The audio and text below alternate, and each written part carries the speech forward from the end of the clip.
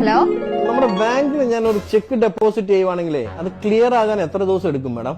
നമ്മുടെ ബാങ്കിന്റെ തന്നെ ചെക്കാണോ അതോ വേറെ ബാങ്കിന്റെ ചെക്കാണോ?